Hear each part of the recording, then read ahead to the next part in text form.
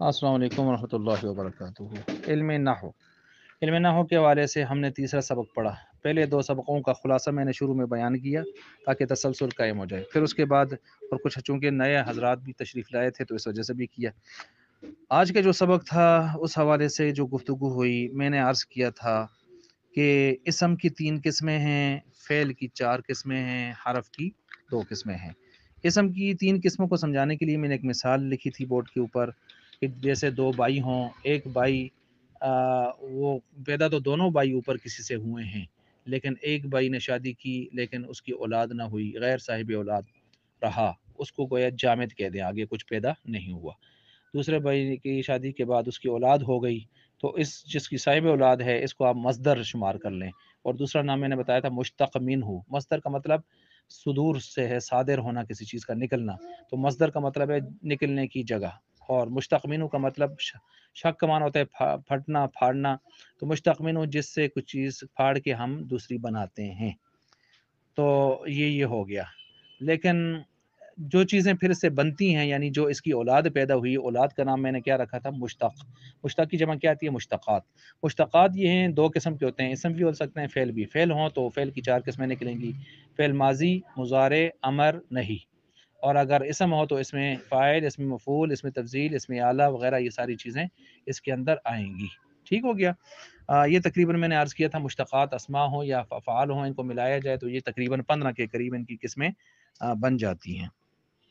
तो ये गोया इसमें जामिद, जामिद का मतलब शंड, बंजर, छड़, जिससे कुछ पैदा ना हो, खुद किसी से बना हो, खुद आगे कुछ पैदा ना हो।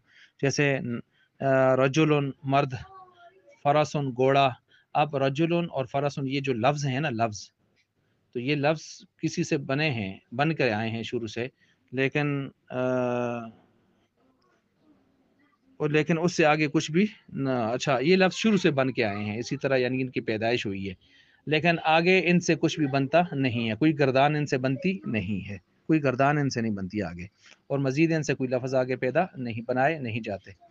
और दूसरा जो है उसमें मस्दर था। मस्दर मैंने कहा ये इससे आगे बहुत सारे लफ्ज़ बनते हैं। इससे आगे बहुत सारे लफ्ज़ बनते हैं, जैसे नसरुन या अन नसरु, ज़रबुन या अज़्ज़रबु, इनसे आगे बहुत सारे लफ्ज़ बनते हैं, ज़रबा वगैरह ये मुख्तलिफ़ चीज़ें से बनती हैं।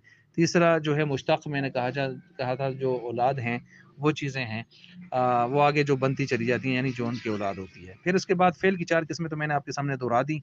हर्फ़ की 2 किस्में आपके सामने रखी थी, आमिल, गैर आमिल। आमिल वो जो अमल करता है, गैर आमिल जो अमल नहीं करता। मैंने हर एक की समझाने के लिए मिसाल दी थी। आमिल जो अमल करता है, मैंने कहा था अशहदु अन्ना मुहम्मदर रसूलुल्लाह, जबकि कलमा तय्यबा में है ला इलाहा इल्लल्लाह मुहम्मदुर रसूलुल्लाह। तो ये दुर से दर कैसे हुआ? ये अन्ना हर्फ जो है इसने आके, उसका कमाल है, उसने इसको ज़बर दी है। अन्ना जिधर आएगा ज़बर देगा। और इसी तरह हर्फ जार की मिसाल मैंने दी थी, बोर्ड पर लिखी थी, सिरतु मिनल बसरती इलल कूफती, में चला बसरा से कूफा की तरफ। अब मिन और इला इसने बाद वालों को ज़ेर दी है।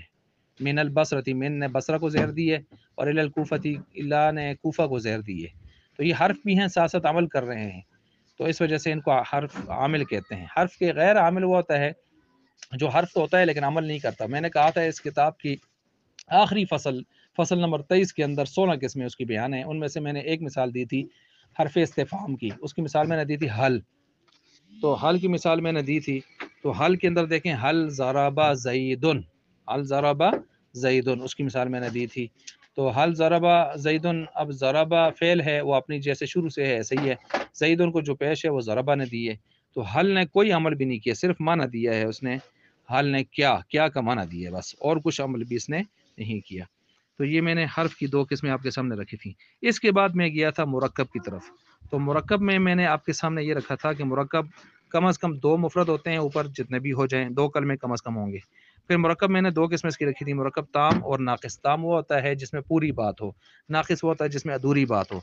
तो अधूरी बात वाला जो नाक़िस है उसको मैंने कहा था वो हम आगे पढ़ेंगे इंशाअल्लाह, सफ़ा नंबर 8 पर आखिरी लाइन से शुरू होगा।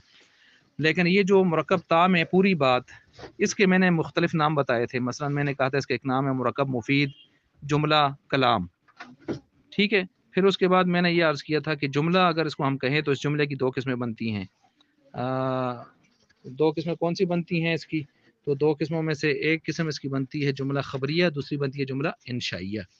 جملہ خبریہ جو ہے اس کے اندر خبر کا مضمون ہوتا ہے، جو انشائیہ میں نئی چیز پیدا کرنی ہوتی ہے، اور ظاہر بات ہے جو نئی چیز ہو اس کے اندر شک کی گنجائش یا شک کی گنجائش نہیں ہوتی، اس میں یہ نہیں ہے کہ بات کا دوسرا رخ بھی سامنے لایا جا سکے۔ تو اس کی مثال میں نے دی تھی کہ نئی چیز جب پیدا کر رہے ہیں تو نئی چیز میں شک کی گنجائش نہیں ہوتی۔ مثلا ہم کسی کو حکم کر رہے ہیں کہ محنت کرو تو اس کا مطلب یہی ہوتا ہے محنت کرو۔ ہم کہتے ہیں وقت ضائع نہ کرو تو اس کا مطلب یہی ہوتا ہے کہ وقت ضائع نہ کرو، اس میں دوسرا احتمال نہیں ہوتا، سچ جھوٹ کی گنجائش نہیں ہوتی، بس بات وہی ہوتی ہے جو اس وقت کی جا رہی ہوتی ہے۔ اس کی انشائیہ کی 11 قسمیں ہیں جو انشاءاللہ آگے آ رہی ہیں۔ یہ جو خبریہ ہے، خبریہ میں چونکہ خبر ہوتی ہے تو خبر میں سچ جھوٹ کا احتمال ہوتا ہے، تو جب سچ جھوٹ کا احتمال ہوتا ہے، مثلا کوئی آدمی کہے جی اس نے کھانا کھا لیا ہے، تو ہو سکتا ہے شاید نہ کھایا ہو، غلط انفارمیشن آئی ہو، تو بہرحال یہ چیزیں جو ہیں اس میں سچ جھوٹ کا احتمال ہوتا ہے خبریہ میں۔ پھر میں نے عرض کیا تھا کہ خبریہ کی 2 قسمیں ہوتی ہیں، ایک خبریہ اسمیہ خبریہ، دوسرا فعلیہ خبریہ۔ اسمیہ میں پہلے اسم آتا ہے، جیسے زید علیمہ، زید نے جانا، زید پہلے آیا ہے تو زید بنے گا مبتدا اور علیمہ اس کی بنے گی خبر، مبتدا خبر سے مل کر جملہ اسمی خبریہ ہوگا۔ اور اگر اس کو الٹ کر دیں، مثلا ہم کہیں علیمہ زید تو جانا زید نے، تو علیمہ فعل پہلے آئے گا تو فعل پہلے آئے گا، جملہ فعلیہ بنے گا۔ ٹھیک ہو گیا۔